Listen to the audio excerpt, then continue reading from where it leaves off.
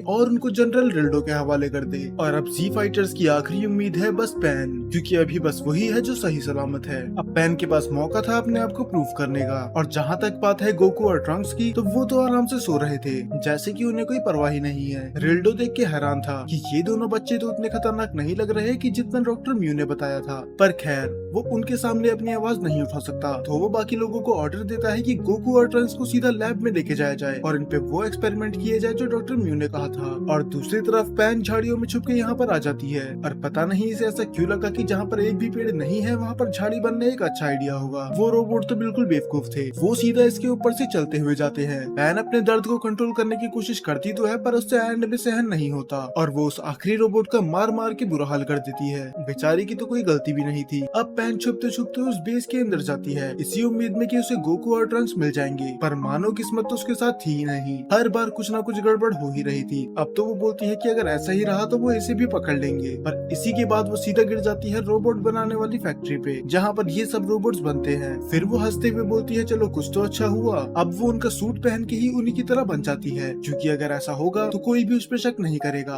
और ये रोबोट इतने बेवकूफ थे कि वो उस पर सच में शक नहीं करते। वो आराम से सबको हाय हेलो करते हुए आगे निकल जाती है और वो सीधे जाती है मेन हॉल की तरफ, जहाँ पर रिल्डो अपनी स्पीच दे रहा था।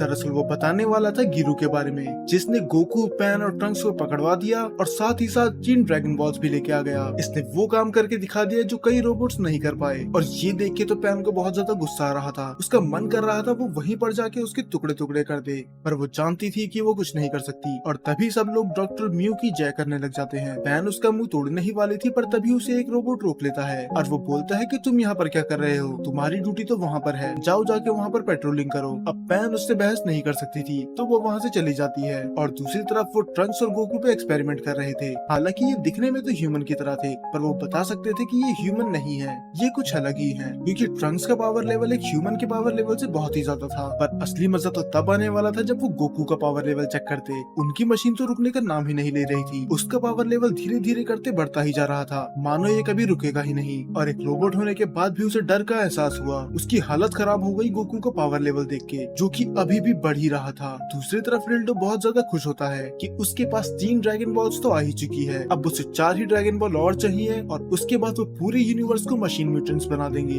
पर तभी अचानक से उन साइंटिस्ट का कॉल आता है और वो उसको दिखाते हैं गोकू का पावर लेवल, जो अभी भी बढ़ ही रहा था। रिल्डो को यकीन नहीं आता कि आखिर ये है क्या ये कोई मजाक है? मैं मान ही नहीं सकता कि ये इसका पावर लेवल है। ये तो अगर सिग्मा फोर्स को कंबाइन भी कर दिया जाए तो उससे भी ज्यादा है। आखिर एक बच्चा इतना पावरफुल कैसे हो सकता है? वो उन साइंटिस्टों की तरह वो खुद भी डर चुका था और वो बोलता है कि अगर ये हमारे दुश्मन है तो हमें डरने की जरूरत है। अगर बात मेरे हाथ में होती तो मैं तो उन्हें नींद में ही मार देता, पर अफसोस मैं डॉक्टर म्यू के खिलाफ नहीं जा सकता। उन्होंने कहा है कि इन्हें एक खरोच भी नहीं आनी चाहिए। पर रिल्डो तब भी थोड़ा डरा हुआ था, क्योंकि गलती से भी अगर गोकू उठ गया तो वो तो पूरे प्लेनेट की ही बैंड बजा के रख देगा। तभी गिरू बोलता है कि मेरे पास एक आइडिया है, मैंने उनके सारे बैटल देखे हैं और उनके सारे बैटल पैटर्न्स के बारे में मुझे पता है, तो आप इस चीज का यूज कर सकते हो उनके खिलाफ। और रिल्डो ये सुन के बहुत ज्यादा खुश हो जाता है। अब इसके बाद गिरू सारा डाटा उन सिग्मा फोर्स के अंदर ट्रांसफर कर रहा था, जितने भी बैटल उसने देखे थे, हर एक मूव, हर एक अटैक, सब कुछ। अब रिल्डो को भी एक रिलीफ मिलता है, क्योंकि चाहे गोकू कितना भी पावरफुल क्यों ना हो, अगर उसको उसके अटैक पैटर्न पता चल गए तो उसे भी रोका जा सकता है। और दूसरी तरफ तो मुझे ये समझ में नहीं आ रहा कि पैन अभी तक पकड़ी क्यों नहीं गई, क्योंकि साफ पता चल रहा है कि ये उनमें से एक नहीं है।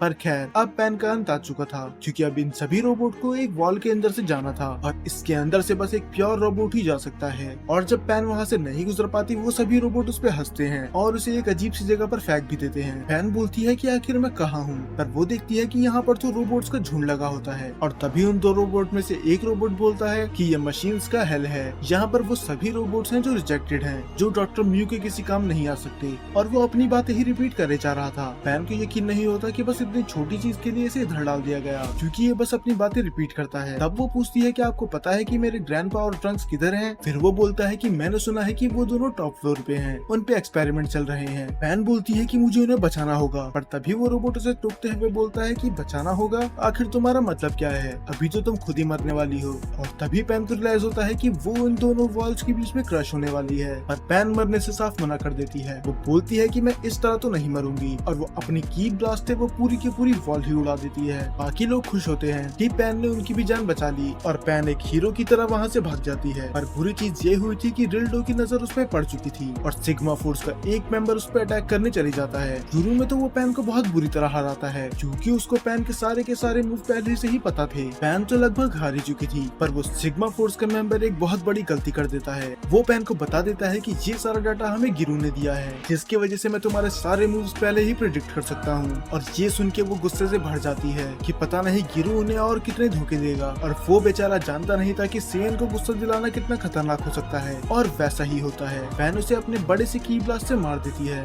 उसे यकीन नहीं होता कि ये अचानक से ही इतनी पावरफुल कैसे हो गई। गिरू के डाटा में तो ऐसा कुछ भी नहीं था, और दूसरी तरफ बाकी सिग्मा मेंबर के गिरू की मेमोरीज देख रहे थे। वो सारी अच्छी मेमोरीज थी जो उसने पैन और ट्रंक्स के साथ बिताई थी। उन्हें यकीन नहीं होता कि आखिर एक रोबोट को अपने दोस्त की तरह ट्रीट क्यों कर रहे हैं। तभी उनमें से एक मेंबर बोलता है कि ये बेवकूफ थे जो उन्हें एक रोबोट पे भरोसा करा, वो कभी इनका दोस्त बन ही नहीं सकता था। और तभी नींद खुल जाती है गोकू की, और वो बोलता है क्या तुम्हें सच में ऐसा लगता है? क्या तुम देख नहीं सकते कि पैन और ट्रंक्स उसे अपना असली दोस्त मानते थे? फिर उसे चुप करवाने के लिए वो उसे एक इलेक्ट्रिक शॉक देते हैं और वो उसे समझाते हैं कि एक मशीन कभी इंसान की दोस्त नहीं बन सकती। और उसी वक्त पैन भी वहाँ पर आ जाती है, पर इस बार एक पंच में ही वो पैन को दूर जाके गिरा देता है। और ऐसा करके इसने इस बार गोकू को गुस्सा दिला दिया था, और वो बस अपने ऑरा से ही पूरी जगह को तबाह कर देता है। गोकू एक पल के लिए धोखा बर्दाश्त कर सकता है, पर अगर कोई उसके परिवार को नुकसान पहुंचाए वो नहीं। फिर गोकू पैन की तरफ देखता है और वो इन तीनों को धमकी देता है कि तुमने ये बिल्कुल सही नहीं करा, तुम्हें इसकी कीमत चुकानी होगी। सिग्मा फोर्स उस पे हंसते हैं कि अब एक बच्चा हमें धमकी दे रहा है। तब ट्रंक्स आता है गोकू की मदद करने के लिए, पर गोकू एक स्माइल के साथ बोलता है कि ये बस जोकर्स हैं, मैंने अकेले ही संभाल लूंगा, तुम जाके पैन का ध्यान रखो। और ये बात ट्रंक्स को भी पता होती है कि गोकू को किसी की मदद की जरूरत नहीं है, तो वो पैन को लेके वहाँ से चली जाता है। वो रोबो उन दोनों को रोकने की कोशिश तो करता है, पर गोकू बीच में आ जाता है। अब फाइट होने वाली थी सिग्मा फोर्स वर्सेस गोकू के बीच में, पर जितना गोकू ने सोचा था ये उतना आसान नहीं होने वाला था, क्योंकि उसने तो गोकू के सारे मूव ही प्रेडिक्ट कर लिए थे, और करे भी क्यों ना। गिरू ने जो उसे अपना सारा डाटा जो दे दिया, गोकू उनसे भी पूछता है कि आखिर हो क्या रहा है, मेरे अटैक तुम पे लैंड क्यों नहीं कर रहे। फिर वो गोकू को भी बता देते हैं कि तुम्हारे दोस्त ने तुम्हें धोखा दिया, उसने हमें तुम्हारे सारे फाइटिंग मूव्स बता दिए। अब ये सुन के तो गोकू को और भी गुस्सा आता है कि गिरू तो एक गद्दार निकला, और दूसरी तरफ ये सुन के रिल्डो उसकी तारीफ कर रहे थे कि तुम्हें प्लेनेट M2 में सालों तक याद करा जाएगा। पर गोकू के चेहरे पे अभी भी एक स्माइल होती है, जैसे उसे फर्क ही नहीं पड़ रहा कि ये इनके सारी मूव प्रिडिक्ट कर सकते हैं। और इसके बाद ही गोकू का थोड़ा बुरा हाल कर देते हैं, और गोकू भी इन्हें मारने की कोशिश करता है, पर इनके पास एडवांटेज ये था कि ये ग्राउंडर वॉल के आर पार जा सकते थे। अब गोकू को भी समझ में आ गया था कि ऐसे तो ये फाइट नहीं जीतने वाला, तो अब इसे कुछ ऐसा करना पड़ेगा जिससे ये एक ही बार में तीनों को हरा दे। तो वो चारों तरफ अपने की ब्लास्ट से अटैक करने लग जाता है। वो देखता भी नहीं कि वो किस चीज को हिट कर रहा है, और फाइनली वो अटैक उन तीनों को ही लग जाते हैं। और दूसरी तरफ पैन ट्रंक्स को लेके आ जाता है। वो शिप में देखता है कि ड्रैगन बॉल्स को तो नामो निशान नहीं है, मतलब गिरू वो अपने साथ लेके चले गया। और तब पैन भी उड़ जाती है और वो पूछती है कि आखिर ग्रैंडपा किधर हैं। और उधर गोकू उन पे थोड़ा भारी पड़ा ही था, तभी वो तीनों पावर रेंजर की मेगाजॉर्ड की तरह मर्ज हो जाते हैं, और वो उसे बताते हैं कि अब हम पहले से भी ज्यादा स्ट्रॉन्ग हैं। और ये सुन के तो गोकू खुश होता है, चलो कम से कम अब तुम तो अच्छे से फाइट करोगे। पर रिल्डो की टेंशन बढ़ी जा रही थी, उसे यकीन नहीं हो रहा कि सिग्मा फोर्स को अपनी इतनी पावर का यूज करना पड़ रहा है, क्योंकि सिग्मा फोर्स इस प्लेनेट के हायर रैंक वॉरियर में से एक है। पर गोकू तो गोकू है,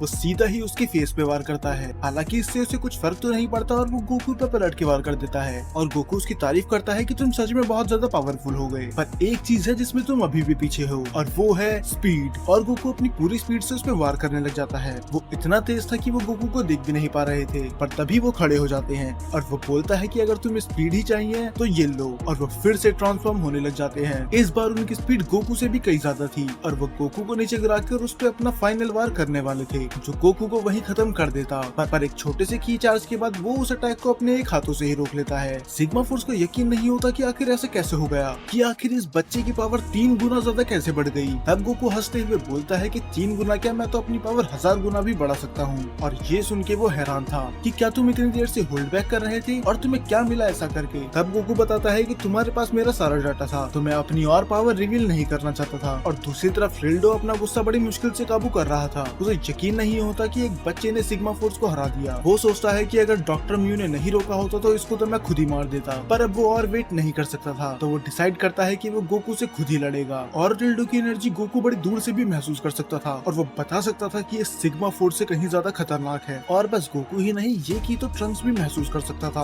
और वो पैन को वहीं रुकने के लिए बोलता है। पैन जिद करने की कोशिश तो करती है पर इस बार ट्रंक्स नहीं मानता। वो बोलता है कि इसकी की सच में बहुत ज्यादा खतरनाक है, मैं नहीं चाहता कि तुम्हें कुछ खतरा हो। और दूसरी तरफ रिल्डो गोकू की तरफ और गोकू रिल्डो की तरफ आ रहा था, तो अब इस बैटल को होने से कोई नहीं रोक सकता।